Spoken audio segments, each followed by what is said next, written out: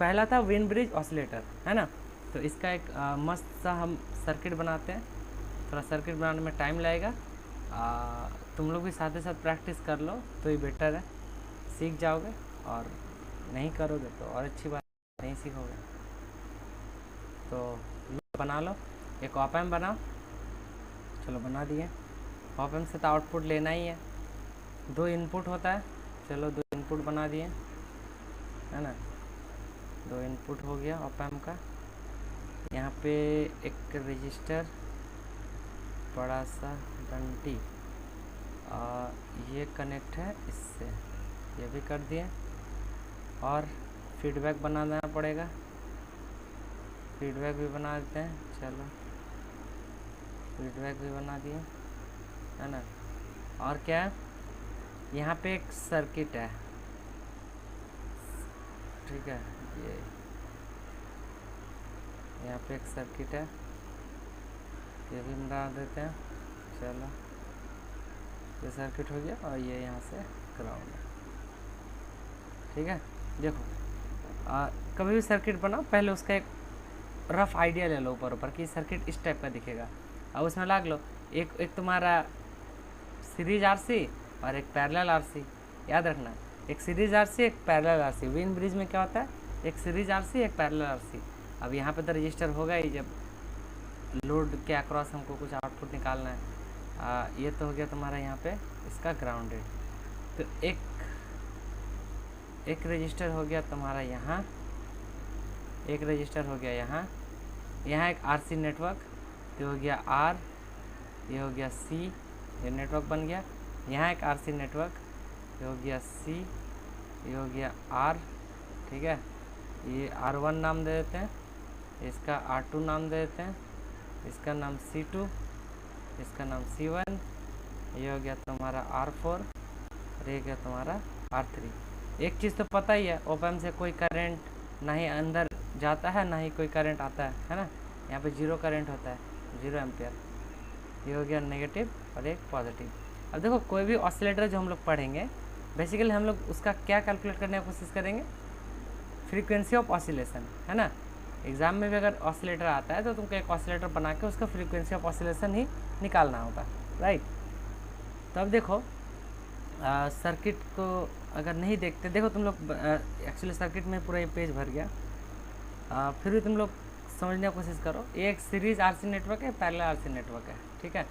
अब देखो इसका डेफिनेशन में क्या क्या है, ये डेरिवेशन में। तो सबसे पहले हम लोग क्या करेंगे,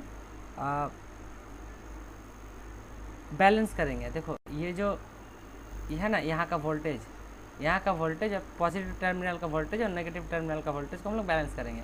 अब एक बात, यहाँ पे जो वोल्टेज होगा वही यहाँ पे वोल्टेज होगा, तो यहाँ पे वोल्टेज क्या होगा, ये वाला वोल्टेज देखो, इधर वोल्टेज डिवाइड हो रहा है, इधर तो कोई करंट नहीं जा रहा है ना, तो इधर तो कुछ नहीं जा रहा होगा, यहाँ पे वोल्टेज डिवाइड हो रहा है। तो वोल्टेज डिवीजन रूल से क्या होना चाहिए, V0 into R3 upon R4 plus R3, यही होना चाहिए यहाँ पे वोल्टेज। यहाँ पे वोल्टेज क्या होना चाहिए, ये V0 वाला वोल्टेज देखो यहाँ पे ड्रॉप हो रहा है, यहाँ पे ड्रॉप हो रहा है। एक बात बताओ, जहाँ पे R और C का कनेक्शन है, क्या उसको हम इम्पीडेंस नाम दे सकते हैं, तो इसका नाम Z1 दे देते हैं। और ये वाला जो इम्पीडेंस होगा यहाँ का टोटल, इसको हम Z2 नाम दे देते हैं। और फिर यहाँ पर भी देखो सीरीज कनेक्शन है, यहाँ ग्राउंड है, यहाँ सीरीज कनेक्शन है, तो यहाँ भी वोल्टेज डिवाइड कर सकते हैं। तो यहाँ पे क्या हो जाएगा, V0 इंटू किसके अक्रॉस वोल्टेज, इसके अक्रॉस Z1 अपन Z1 प्लस Z2। ये थोड़ा सा समझने में तुम लोग को दिक्कत आ सकता है कि ये कैसे Z1 को आप लोग यहाँ पे एक साथ लिख दिए। देखो ये एक, जब भी सिर्फ प्योरली रेजिस्टिव सर्किट होता है उसको हम लोग रेजिस्टेंस बोलते हैं, लेकिन जहाँ कैपेसिटेंस और इंडक्टेंस घुस जाता है तो फिर हम लोग इम्पीडेंस पे चले जाते हैं। तो इसका कुछ कैपेसिटेंस होगा, इसका रेजिस्टेंस है, तो जब हम टोटली इस यहाँ पे कैलकुलेट करते हैं तो वहाँ पे क्या आता है, इम्पीडेंस आता है। तो देखो यहाँ पे Z1 इम्पीडेंस मान लेते हैं ये दोनों का, आगे हम लोग इसको भी ऐड करेंगे, और ये वाला सीरीज में जो है इसको हम लोग Z2 इम्पीडेंस मान लेते हैं, ठीक है। तो अब यहाँ तक ठीक है, ये वाला वोल्टेज और ये वोल्टेज, अब ये दोनों वोल्टेज को हम इक्वेट करेंगे और यहाँ से हम लोग आगे फिर कैलकुलेट करेंगे। तो देखो एक वोल्टेज आ गया मेरा V0 into R3 upon R3 plus R4, और इसको हम लोग इक्वेट करेंगे किसके साथ, पॉजिटिव टर्मिनल के वोल्टेज के साथ। यानी Z1 अपन क्या Z1 प्लस Z2। अब एक बात बताओ, ये V0 गया, अब डिवाइड कर दो, ऊपर नीचे R3 से डिवाइड कर दो। ऊपर नीचे अगर R3 से डिवाइड करोगे, या फिर एक काम करो, पहले इसको क्रॉस मल्टीप्लाई कर लो, ये Z नीचे लेके आओ। जैसे क्रॉस मल्टीप्लाई करोगे तो Z1 प्लस Z2 अपन Z1 हो रहा है, that is equal to R3 plus R4 अपन क्या हो जाएगा R3। इसको फर्दर कैलकुलेट करोगे, डिवाइड कर दोगे तो क्या बचेगा 1 प्लस Z2 अपन Z1 that is equal to 1 plus क्या R4 अपन R3, है ना। अब ये देखो 1 1 कट जाएगा, प्लस माइनस 1 1, है ना। तो क्या बचेगा, प्लस माइनस 1 1 कट जाएगा। तो फाइनली मेरा क्या बच रहा है Z2 अपन Z1 equal to R4 upon R3। अब हम लोग Z कैलकुलेट करने की कोशिश करेंगे, तो चलो Z कैलकुलेट करने की कोशिश करते हैं। एक काम करते हैं, ये वाला स्लाइड को हम कॉपी कर लेते हैं, ठीक है। तो यहाँ पे हम Z कैलकुलेट करके दिखा देंगे। तो कॉपी करते हैं, इसको नीचे लेके चलते हैं, इसको नीचे लेके चलो, हाँ ठीक है। अब देखो हमको अभी क्या फाइनली मिल गया, यहाँ पे Z2 और Z1 को बराबर करना है R4 और R3। ये तो प्योरली रेजिस्टेंस में ही, इसका हम लोग रेजिस्टेंस या इम्पीडेंस को कैलकुलेट करने की कोशिश करते हैं। तो देखो Z1 कैलकुलेट करोगे तो Z1 को क्या लिख सकते हो, Z1 इक्वल टू पैरेलल में है R1 पैरेलल क्या 1/SC1। कैपेसिटेंस क्या होता है लाप्लास डोमेन में 1/SC1 होता है। अब इसको जब कैलकुलेट करोगे तो पैरेलल में है ना, तो पैरेलल में कैलकुलेट तो करने आता है क्या, ऊपर मल्टीप्लाई फिर नीचे एडिशन। तो ओवरऑल ताम का सब कुछ करके फाइनली तुम इसको यहाँ पे आ जाएगा R1 अपन 1 प्लस SC1 R1, ठीक है। ये तुम्हारा आ गया Z1। अब यहाँ से Z2 निकालो ये वाला पोर्शन से। अब Z2 तो सिंपल है ना, सीरीज में डायरेक्टली ऐड हो जाता है। तो डायरेक्टली ऐड हो जाता है, क्या लिख सकते हो Z2 equal to R2 plus capacitance Laplace में क्या हो जाएगा 1/SC2। तो Z1 और Z2 यहाँ से मिल गया। अब हम इसको क्या करेंगे, इक्वेट करेंगे। हम मेरे पास इक्वेशन क्या था, मेरे पास इक्वेशन था Z2 अपन Z1 equal to R4 upon R3। अब बताओ Z2 क्या निकला, तो यहाँ से क्या लिख सकते हो R4 upon R3 equal to Z2 का वैल्यू क्या था, क्या था कोई बोलो, Z2 का वैल्यू क्या था 1 प्लस नहीं, Z2 का वैल्यू था तुम्हारा, अरे यार R2 प्लस 1/, इसको देखो और कॉमन लो, इसको और कॉमन लोगे तो यहाँ से क्या बनेगा, नीचे SC2 बनेगा, ऊपर बन जाएगा ऊपर क्या बनेगा 1 प्लस SC2R। ये कॉमन लोगे ना तो ये बन जाएगा ना फाइनली। तो इसको लिखो, क्या हो रहा है, अरे भाई लैग क्यों कर रहा है बताओ, क्या कर दिया तुम लोग, हो गया। तो हाँ क्या था मेरा, देखो एक्चुअली मेरे पास जो कि लिखा हुआ प्रॉपर, तो हम एक एक चीज़ लिख नहीं रहे, ठीक है। तुम लोग समझने की कोशिश करना कि ये तो ऐसे लिख सकते हो।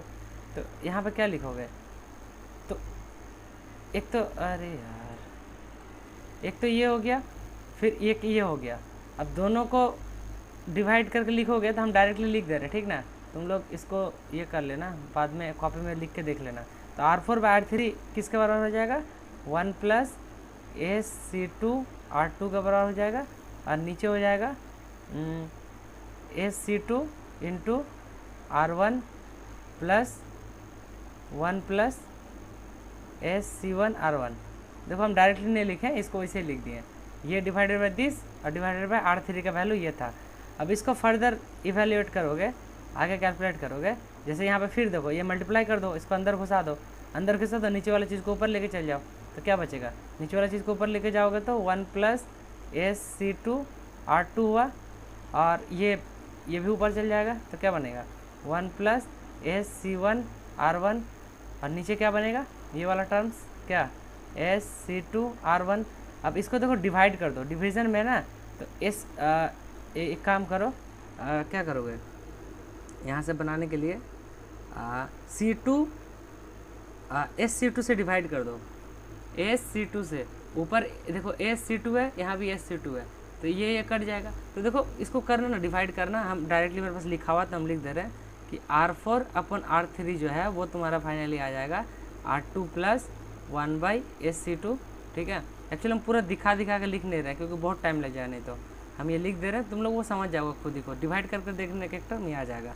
अब ये जैसे बना, अब इसको मल्टीप्लाई कर दो, इसको जैसे मल्टीप्लाई करोगे तो R4 अपन R3 फाइनल यहाँ से तुम्हारा बन जाएगा R2 अपन R1। देखो एक बार इसके साथ मल्टीप्लाई हुआ, फिर प्लस करके इसके साथ मल्टीप्लाई होगा, इसके साथ मल्टीप्लाई होगा, एस तो कट जाएगा, और क्या बचेगा C1 अपन C2, क्या बचेगा C1 अपन C2। ठीक है, और बोलते जाओ, plus SC1 R2 plus 1/SC1 R1। ठीक है, ये मल्टीप्लाई करोगे ना तो ये टर्म बन जाएगा। अब ये टर्म जैसे मिल जाएगा तो यहाँ से तुम क्या पुट करो, S = j⍵। जब भी हम लोग कोई चीज़ का फ्रीक्वेंसी निकालते हैं ना तो हम लोग क्या करते हैं, इमेजनरी वाला पार्ट को =0 पुट कर देते हैं। तो देखो ये इमेजनरी पार्ट बनेगा, ये तो प्योरली रियल है ना, यहाँ पे कुछ S का टर्म है नहीं, सिर्फ यहाँ पे टर्म है।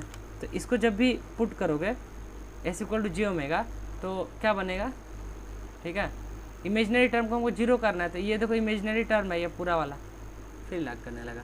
तो यहाँ पे क्या करोगे, S = यहाँ j⍵ पुट करोगे, यहाँ j⍵ पुट करोगे, और इक्वल टू इसको 0 पुट करोगे। तो देखो क्या बन रहा है, हम दिखा रहे हैं अभी वाला टर्म ना। अरे ये क्यों लैग कर रहा है यार। तो ये बनेगा तुम्हारा j⍵ C1 R1 है ना, प्लस 1/j⍵ C2 R2। अब देखो नीचे j है, ऊपर नीचे j से मल्टीप्लाई कर दो, यहाँ एक j से मल्टीप्लाई करो और यहाँ एक j से मल्टीप्लाई करो, तो j² माइनस होता है ना, x = 0 पुट करना है। तो ये देखो j × j क्या होता है, j² -1, तो ये माइनस यहाँ पे आ जाएगा, ऊपर एक j बच जाएगा। तो फाइनली यहाँ पे क्या लिख सकते हो, j⍵ C1 R1, ये माइनस को जब उधर भेजोगे तो प्लस हो जाएगा, उधर जब प्लस हो जाएगा तो सिंपली j/w C2 R2, ये j कट गया। अब क्या बचा, ω/w बचा, तो यहाँ पे w को इस पार भेजोगे तो w² हो जाएगा, और यहाँ पे क्या हो जाएगा w² अपन नीचे C1 R1 C2 R2, और यहीं पे जब सिर्फ w लिखोगे तो ये क्या बन जाएगा 1/√C1 R1 C2 R2, ये w के बराबर। और w = क्या होता है, w = 2πf है ना।